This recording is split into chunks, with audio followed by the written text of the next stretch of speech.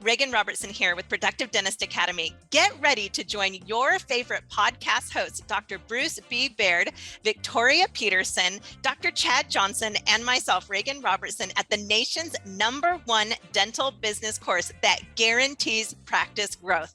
That's right, full immersion CE, so you can consistently produce more and align your team for results without compromising excellent patient care. Productive Dentist Academy has a special running this month that you can activate immediately. It's called the Pda Productivity Bundle. And we put this together so that you could attend this workshop, which is happening September 22nd to the 24th in Frisco, Texas at the Hyatt Regency, along with tools to make sure that not only are you getting great education on how to increase your productivity, how to communicate better with your team and your patients, increase your case acceptance, authentic market practice, and more, you also get a 2-hour business advisory session before the workshop to really get clear on what matters to you most so that you can be set up for success at the workshop. And following the workshop, you get 12 months access to PDA On Demand. That is the entire productivity workshop on demand for you to make sure that you are doing everything you can in your power to soak up all of that CE and implement it come Monday morning, the next month, and the next month, and the next month for 12 months down the line.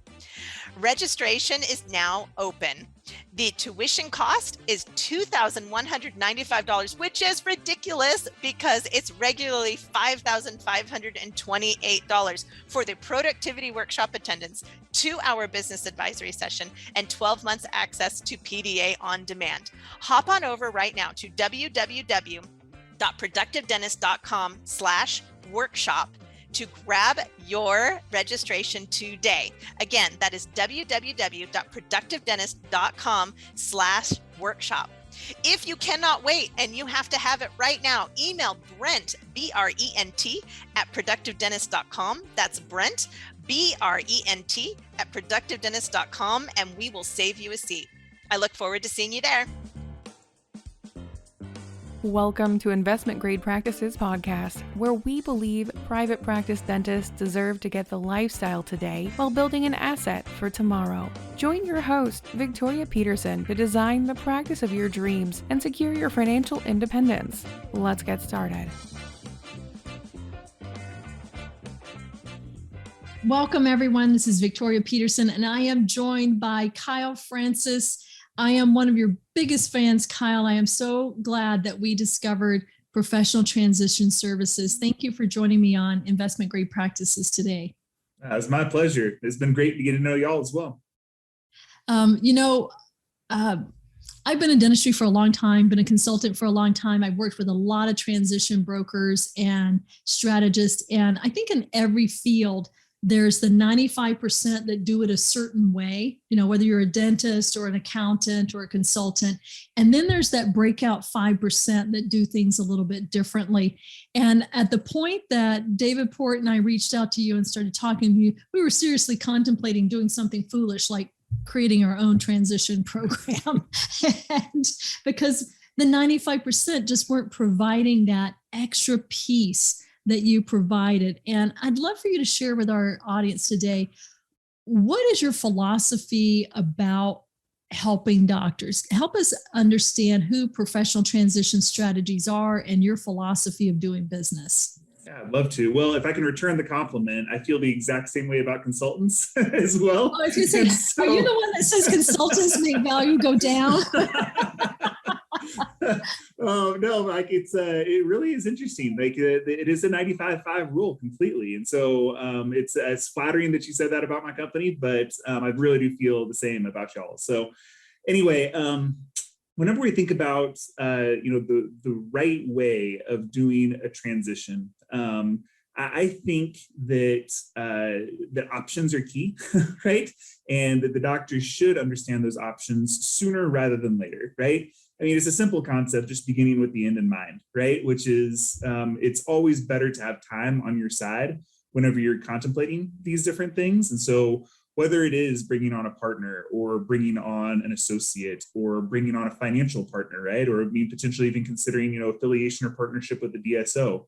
all of those different things can be within the grasp of a doctor. It just, they need to understand what the ins and outs end up looking like, right? And so if I kind of live out what I'm really passionate about, which is going to be helping doctors make a really good decision for their life going forward, my thought is I want to start with all of the information about the practice. And so I think that starts with, getting an appraisal done. And so that way we understand what we're working with, and then we can start to talk through, okay, what is the right way of thinking about this going forward? So, and I say this to all the doctors we end up working with, look, I'm not going to be living it, right? I'm not going to be living it with them after that transition. And so my thought is if we can set them up with the right types of options to start out with, they'll make the right decision for them at that point. So anyway, that's kind of what our theory is anyway.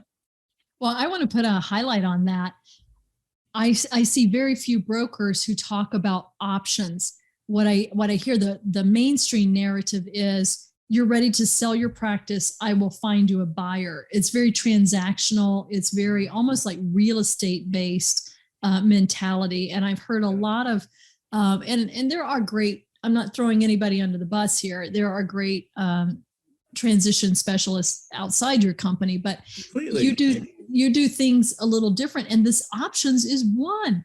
One of the things you taught me is, you've got a great practice, you should host a beauty contest. Like, why would you take the first offer that comes along? You spent 20 years, 30 years of your blood, sweat, and tears. I can get you multiple offers. How do you get doctors multiple offers on their practice?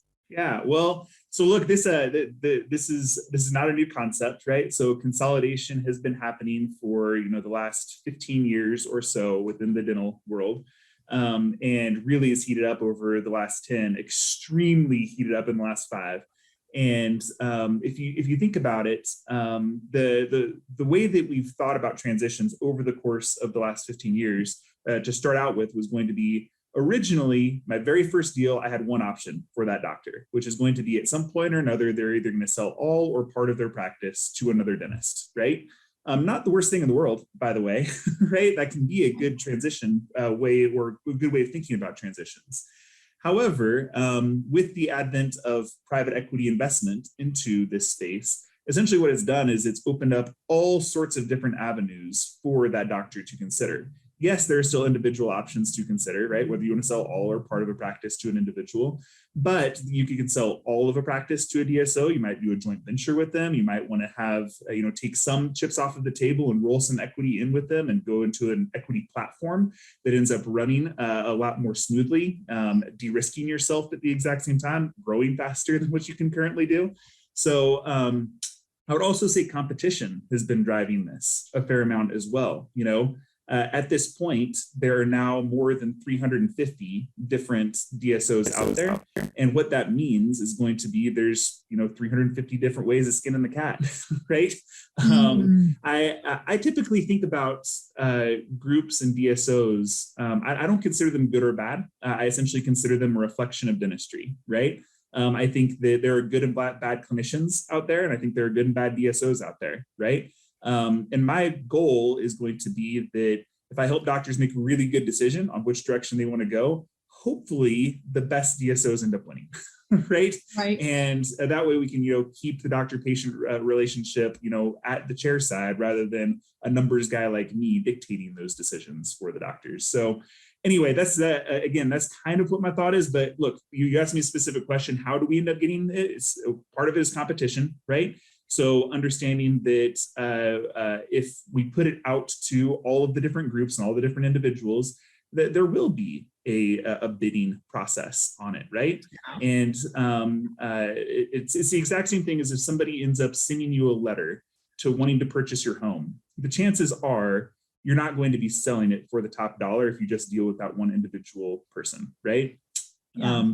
If you take it out to the market, what you will end up seeing is going to be the practice, or the purchase price will be levered up, right? Just because of just kind of simple supply and demand, right? Yes. So because of the consolidation, because of the competition, what we found is going to be, it's actually pretty easy to drive the price point up to what we believe the market price should be on that practice. So how go ahead. How many practices a year do you look at? Does your team value? Yeah, so this year we'll do somewhere in the 500 to 600 range. Wow. So you're looking at 500 potential practices a year.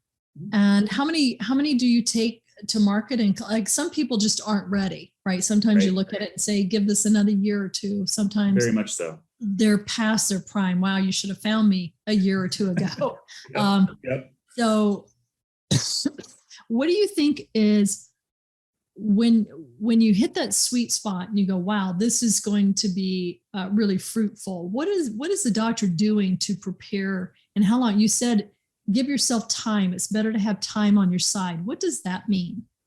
Well, okay. So first, the answer to your first question is, something around the 250 mark is about how many we'll end up taking to market, of which I would expect, somewhere around half of them to end up actually finding the right deal and closing, right? So maybe call it 150 this year, something like that.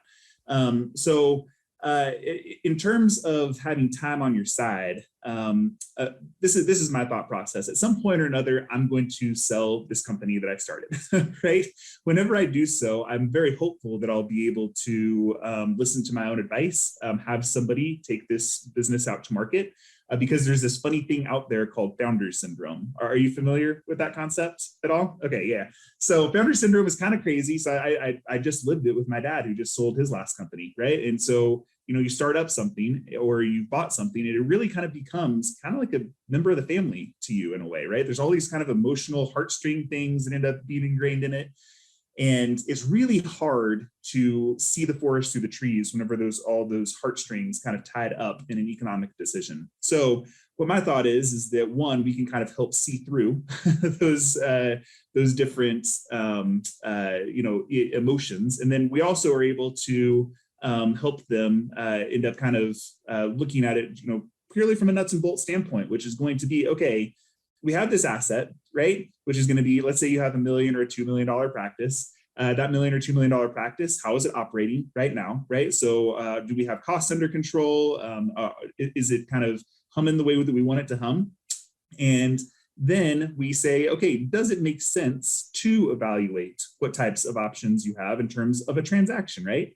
How much longer are you wanting to continue to work? Is it 3 years? Is it 5 years? Is it 10, right? And then what we can do is we can compare apples to apples, right? Which is we put together a scorecard that essentially breaks down their total financial outcome if they end up thinking about transacting with one of the individuals or groups. And then what happens if you just keep on rocking it by yourself, right? Because that's still a completely and totally viable option, right? And then finally, does it make sense to do some work on the practice before you end up bringing it to market, right?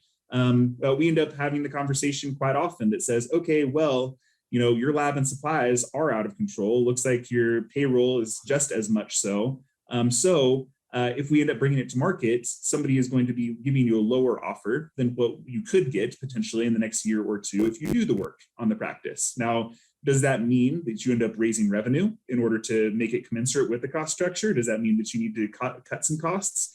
Look, we can give advice on that kind of stuff. We're not the implementation experts. That's where y'all come in, right? Anyway, that's I think that having that type of conversation is a valuable one, because if you have it sooner rather than later, you aren't just stuck, saying, "Hey, I want to sell my practice in the next 6 months." At that point, it does just become a transaction. Yeah, and gosh, this is so rich. You bring up so many great points here. Every week, my team and I have conversations with our clients to say, what is your cash flow need in retirement? What is, what will you need to be ready for the 30 years after you hang up the handpiece? And even if you're 70 and you don't think you're going to live to 100, let's think about what would the next 30 years look like. And we help them get to that financial freedom number, that infinity number where your money is going to outlive you and you've got something to pass along, or spend it all now so the kids don't get it. Right. Yeah. But this piece about beginning with the end in mind, knowing where I could be or want to be in 5 years, knowing, like you said, should I buy, sell, or hold? On an interview we did recently with our client, Clint Hughes, he and I were going through this. He said, I got an unsolicited offer and it was a pretty darn good offer. What should I do? And we walked through it. And and we put it into our financial freedom calculator, like your practice historically is growing like this. Do you think it's going to still grow like this? Absolutely. We're expanding, blah, blah, blah. And I said, so if you sold to a DSO, this is how it's going to grow, because they're not about growth. They're about maintaining cash flow. So maybe you won't expand. Maybe this won't happen. That won't happen. This is what the buyout could look like. And he goes, well, okay, well, that's still not a bad deal, but what are they going to bring to the table? I've got a great office manager. She's aligned with my vision. I work Tuesday, Wednesday, and every other Thursday. My wife is in the practice. She works Mondays, Thursdays, and every other Friday. Like we're cherry. We're working 2.5 days a week. We got an office manager. We're expanding. Cash flow is great. What would they bring to us that we don't already have? Right. And I said, exactly. And he goes, well, I'm 44 years old. Is it okay if I just keep doing this for the next 15 years? I said, sure. Yeah, completely. And so, but you don't know when you get that letter in the mail, you know, and I love that you compared that. If you got a letter in the mail, because I get them all the time, we're looking for houses in your neighborhood to sell. I'm like, well, you're crazy. I'm not selling my house. But we get those letters for our business, and sometimes panic sets in, like, maybe I should. And this is so good. I love that you take such a methodical approach to it. I love the concept of the scorecard that includes, where do you want to be emotionally? What else is going on in your life? What are your values? Where do you need to be financially? And really pulling together more than just, you've got 5 operatories, 3,000 patients of record, and this EBITDA, therefore your practice is worth that. I'll come out, take a few photos, and we'll throw it on the market. Right. Well, I mean, quite frankly, that's just not very intellectually stimulating either, right? Whenever you think about it that way, it's just kind of a boring type of deal. But maybe to follow through on what you were talking about with the letter, I remember early on in my career, I was asked to speak at a couple different dental schools and about just kind of how to buy a practice, right? So what I'm seeing out there, those kind of things. And one of the pieces of advice that I used to give was going to be, look, if you want to go to a certain place, a really smart thing to do, if I were in your shoes, what I would do is I would send out a whole bunch of letters, right? I would just send out letters like crazy and see if you can get a bite. And the reason being is twofold. One, you'll have options, right? And then thing two is most likely you're going to get a good deal, right? If you end up doing that, because you're kind of usurping the market in a way, right? And so whenever you think about the DSOs going out and, sending out letters and communications directly to doctors, they're just taking that strategy, which, by the way, is in their best interest, right? Yeah. They should. If you're thinking about buying something, you want to buy it for as less as you can, right? And if you have to compete, then you have to compete, right? But essentially, whenever I think about the types of processes that we run, I know for sure that the other practices that group has bought, on their own are helping fund my transaction, right? I know for sure they are, right? And so, and that's a good thing for the clients that we have. And look, here's the thing: it's not like the other doctors didn't get a good deal or a deal that they wanted or anything like that. But the chances that they were able to make the market on it, look, that group has done that 100 times, and you've now sold your first practice, right? It's just a little bit of a different type of agency there. And that's one of the things we're doing with our IGP platform and teaching doctors how to become investment grade. There's a difference between business value and cash flow. There's a difference between lifestyle and decreasing stress and all of that. We love all of that, but that's in this box called practice optimization. That's in a box called culture index, marketing, all of those things. You're bringing in this fourth box of, there are new market influences that you don't even know about that are creating value that you could take advantage of. Yep. And I want to talk about that for a minute, because explaining this to our coaches and explaining it to some of our clients, I said, have you ever traveled to a foreign country and you experience where the dollar is worth, 1.5 yen or 1.3 pesos, or, it's worth more or less. So think about currencies. It changed value because you crossed a border. Mm. And so we'll go back to equity platform. You talked about that. That's something that we're working on with you to help like-minded dentists come together, because in the new vocabulary of buying and selling, it is about EBITDA, is about multiple of EBITDA, and it creates this equity arbitrage, this currency exchange, if you will. It's more valuable in one place than it is another. So can you talk about equity platforms and how that changes value for a doctor? Okay, so first of all, I'm definitely stealing that currency exchange. I have not heard it talked about that way, and that's good. That's really, really good. So, okay, so whenever I think about, I just gotta like fangirl on you here for a minute. That's awesome. That was good. That was really good. Okay, so typically, whenever I think about equity arbitrage, okay, so 15 years ago, doctors didn't have this option, right? So 15 years from now, we're going to be consolidated, also won't have this option. So I think about it in this way. So this is a special window of time. It is. It's very unique, right? So, it's the exact same thing that happened in the 1980s with medical practices, right? And so if you look at the type of consolidations happening there, it's just not the same, right? And the reason that it's taken so much longer in dentistry is going to be because dentistry is very, very, very hard to consolidate. You got all of these mom and pop dentists out there. You didn't have these like huge orthopedic groups that in Colorado Springs, there were 2 orthopedic groups out there, right? So if I look at it this way, I think of equity arbitrage in terms of risk and in terms of reward.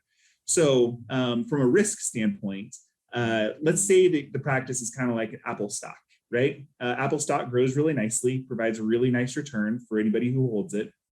However, it's still inherently risky, right? The risk is going to be that you're still betting on one company, right?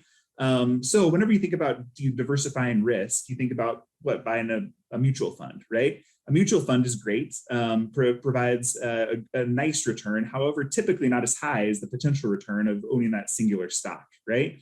If you look at the original DSO deals out there, essentially kind of all the old school ones, all of them had this kind of characteristic to it, which is going to be, I'm diversifying my risk, I'm taking chips off the table, maybe I can put a little bit of equity into this vehicle, but primarily I'm just diversifying risk here, right? And that can be a good way of thinking about like the older style deals. We still have people that choose that type of deal as well, by the way. Now, what happens during consolidation or during competition is going to be essentially more carrots get thrown in, right? And so instead of just diversifying your risk, now you can put large chunks of equity into those types of platform, or only sell a certain percentage of your practice and have the other percentage that you have be worth way more, like your currency exchange idea, right? Essentially what it does is it allows the doctor to be a private equity investor within either their own practice or within a group of practices, which again is a lot less risky, right? So if it grows faster and provides less risk, man, you could be cooking with gas, right? And so we see a lot of dramatic outcomes from that type of thinking. I think, you're muted. And like you said, in the original versions, groups and private equity and DSOs, they were kind of aggregated around geography. You would see them kind of locus in to an area, right? Yep. And Wisconsin's a great example of that. It's probably one of the first DSO areas, and they've got cherries and apples and mids and everything is out there. And that was my competition that was actually why when I started buying practices from solo doctors, they were like, you're not a big DSO, therefore I like you. Right. Then they figured out I was not a dentist, I was a hygienist. And they were like, what the heck? I just sold my practice to a hygienist. There was like there was some OG stuff going on there. And they were like, I can't believe this. And so that was kind of fun. But what I'm hearing you say is that geography is not necessarily needed to be on an equity platform. What I need is a group of like-minded people. Let's say that clinically your clinical ethos are the same. Like I'm a general dentist who loves comprehensive care, and you've got a philosophy of care, and that's all kind of standard and congruent across everybody that's on the platform. The accounting is the same, so that everything's normalized and you don't have to get a highlighter and Sharpie marker just to figure out what your profit is each month. Hiring practices, culture, things like that. So you can align in that way so that when a private equity investor, so this is a different type of buyer persona. So I want to sell to an individual doctor looking for a lifestyle. I'm selling to an investor looking for cash flow on a product, essentially. So you want that 10 or 20 practices to look, act, feel similar, but they don't have to be exactly the same Stepford wife robotic. Am I hearing you right? Yeah, very much so. I guess, look, what we're looking for are going to be, what ties do we have, right? What are the different ties within that, organization or group or whatever else? Some of those ties could be geographic, right? So, I mean, geography does matter in some way, shape, or form. And so, if you band together, practices from a geographic standpoint, do you get benefit from a marketing standpoint or from, potentially regional managers? It's easier to put regional managers in that type of platform. Yeah. So there are reasons to consider geography, but I would also say there's, plenty of groups out there that have done very, very well being completely and totally geographically agnostic, right? They're going around and looking for the right type of practice and the right type of practitioner, right? And if they end up finding those types of practices and practitioners, will they go to Alaska? Sure. Will they go to Maine? Absolutely. No big deal, right. And maybe it's the same group going both those directions, So anyway, I think it's all about ties and stories. So yes, whether it's, a clinical ethos, whether it's going to be, type of practice that you like to run, whether it's going to be, the payer mix that is going to be kind of standardized, or whether it's going to be, all of these practices really, really love doing all on 4 cases, right? Or whatever the case is. So there's lots of different ties that you can get. And I think the key is going to be, how can you tell a story around those ties in order to make the right decision going forward? Okay, let's put an example in here so that listeners that may be thinking about selling in the next 2 to 5 years, or heck, maybe even next year, but somewhere in the next 7 years, this is in their future. If I had, let's call it a $1.2 million practice, and I had about 20% net profit, EBITDA, so I'm pulling down $240,000.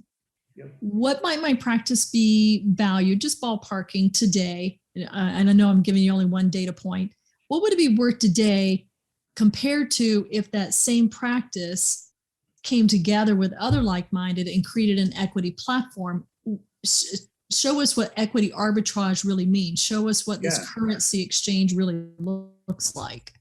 Yeah, so let's start at the beginning, which is going to be, let's say that practice is sold to an individual, right? If that practice is sold to an individual, you take the typical rule of thumb, which is we call it 75% of total collections, those kind of things. And suddenly you're looking at something that looks more like, the $900,000 range, right? So that's the old way of doing it. Again, if there's $900,000 sitting on the ground, most people are going to pick it up, right?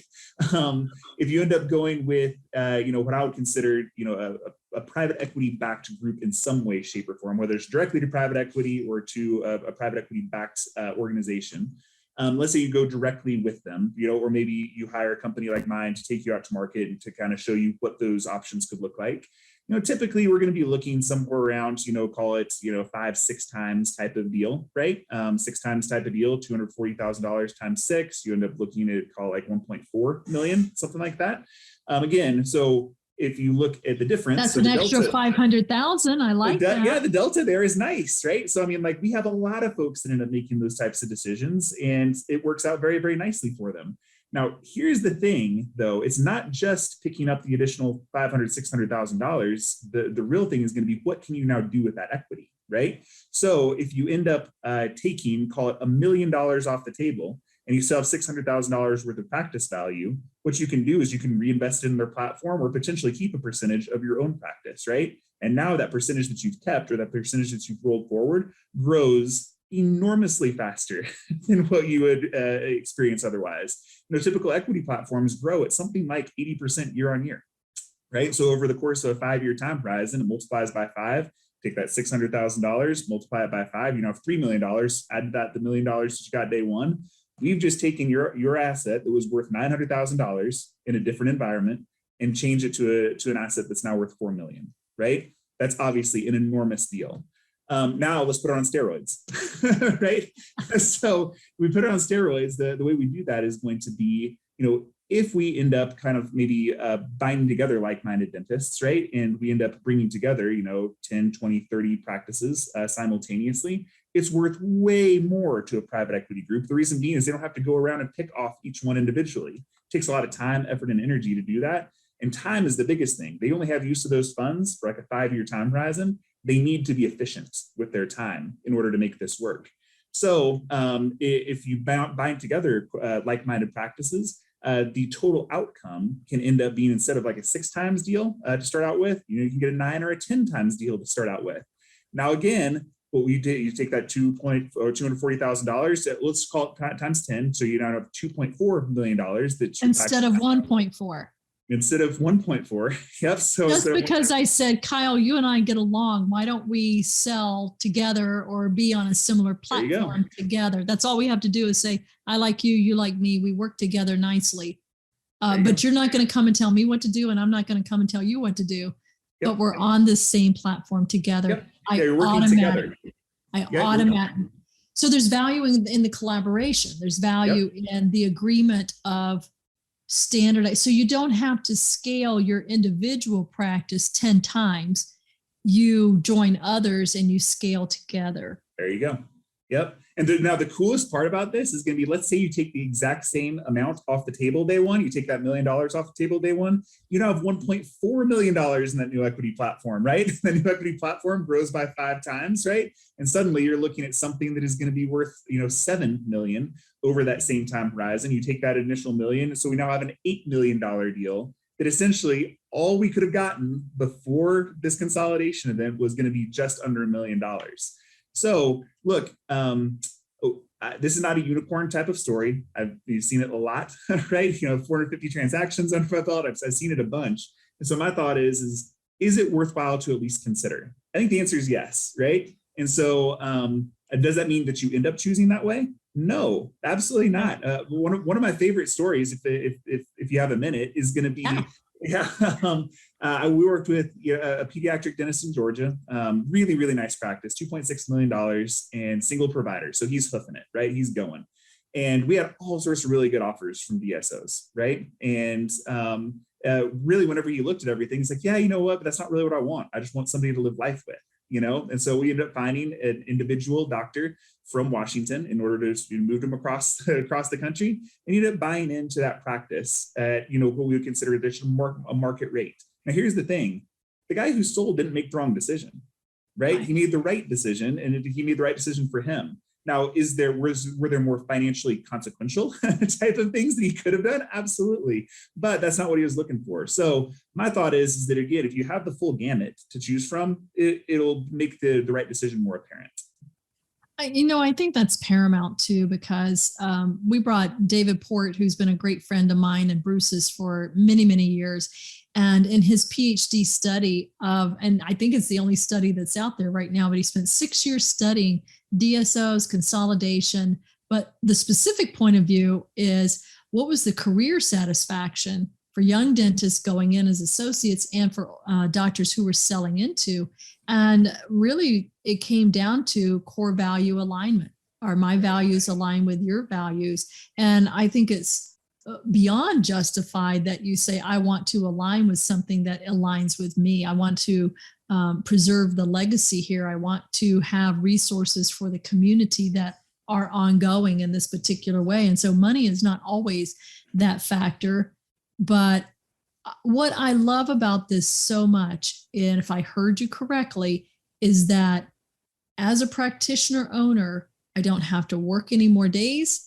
I don't have to hustle my bustle. There are probably some things that I can optimize, but literally, when I understand this new framework that's here for a window of time, I can understand that there are financial, I call it magic. There's just banking magic and currency exchange magic. Because I went to Tijuana, my money is worth more. You go from solo practitioner to platform, then my value could go from 900,000 to 8 million over time. That's building generational wealth. Completely. Right? That's making sure your kids are taken care of, because of that's beyond taking sweat equity out of your practice. And I'm so glad that's here. How long do you think this window is going to stay open? So that's a magical crystal ball question. Yeah. So right now we're about 30% consolidated as an industry. There's a little bit of variance there. Some people are saying more, under 30%. Some people are saying 35%. I'll call it in the middle, right? So 30% consolidated. There's a lot of really good research out there that shows that we're going to get to something like 60 to 70% consolidated. And there's a lot of comps for that as well. But the speed at which we go has ramped up, right? And so what I would say is, maybe a 7-year time horizon, right? Which is going to be something like, a turn and a half or 2 turns of private equity is about what we have remaining. And I think from there we'll be in stasis, which again, it's not a bad thing to own a piece of a DSO or a piece of your practice after that point. It's not like it's going to be a bad thing, but is it going to be as dramatic of an exit? No, it won't be at that point, so it'll be predictable. Yeah, exactly. Completely. So, and dentistry is an extraordinarily predictable thing, which is why private equity is interested in it, right? So if you think about, I will teach private equity funds how to invest in dentistry and why to. And one of the things we end up talking about is going to be, look, if the dentist tells somebody to brush their teeth and they don't, what are they going to get? They're going to get a cavity, right? If they don't get the cavity filled, they're going to end up needing a crown. If they don't get the crown done, they're going to need endo. If they don't get the endo done, they're going to need to have the tooth pulled. And if they want to have any sort of function, you either have to get a bridge or you have to get an implant going forward, right? And each thing ends up becoming more and more and more expensive, right? Not only that, but also what are the chances that that patient is going to take out pliers and pull out their own tooth, right? It's probably not going to happen, right? So they like that recurring revenue, right? And it can be a very, very safe investment going forward. It's just interesting that right now we're in that place where the platforms themselves are the things creating the value just because of the scale, right? And as an eventuality, it goes back to more of that safe investment. Right now, it grows very, very fast. Yep. Well, thank you for being part of our education team and helping us build the IGP platform, because I think we've worked with so many amazing dentists over time that looking back, they go, wow, I think I built an investment grade practice. It runs like clockwork. It's got great cash flow, and now I'm struggling. Do I sell all or part to my associate? What does that look like? I'm not ready to retire. What do I do? So that's what we're going to be doing in September. I am so thrilled that you're going to be there as one of our speakers on faculty with us. Full panel discussion. We're talking transitions. We've got CPAs and accounting and what we're on the tax side of the equation. We haven't even touched that today. So our good friend Chris Sands will be there for that. We've got our friends from Dentist Advisors, talking about what is your financial freedom number and should you do a 401k or double down on your practice and all of those it's very complex. And I'll say, since I came into dentistry, I won't even tell you when, the options are bigger and your board of advisors must be better. My uncle is a CPA, may not get you there. My neighbor's kid is a graphic designer. It's not going to get you there. And I just think that that's my passion. That's my mission, is to level the playing field for solo private practitioners who really deserve all the benefits that's happening with these bigger groups, because it's not unavailable. It's a matter of education and understanding the risk and understanding how to minimize that risk through smart decision making. And it's less difficult today than it was in 2011 when I was starting a group. There was very little information out. It was hard. It was behind closed doors. Couldn't get to people like you. Now really, at that point, we didn't even know what a DSO was, really. I remember the practices out, and we called them umbrella corporations, right? And the umbrellas were all those things. And so they were called the corporates. Yeah, very much so. Yeah, it is. The world has changed a lot in the last 10 years. Well, Kyle, this has been a delight. I know that I'm going to have you back for round 2 and round 3 and round 4 as the seasons of this podcast continue. You are a treasure of information, and I'm really thankful that you made it so accessible and use such great imagery to help us understand what all of this means. Well, it was my pleasure. I love our conversations, and I can't wait to have more of them. I love it. We're going to put your contact information in our show notes, but is there a particular way that people can reach out to get more information? by all means, go to professionaltransition.com. We'll have all of our contact information there. You can find us on, Facebook and all the different social medias, all that kind of stuff. So, but yeah, I think the easiest way is by just going to the website. Perfect. Yep. Have a wonderful day, Kyle. Thanks. You too. Thank you for tuning in to this episode of Investment Grade Practices Podcast. If you find value in this episode, help us spread the word by passing it along to a dental friend, subscribe, and give us a like on iTunes or Spotify. Learn more about building your investment grade practice at productivedentist.com today.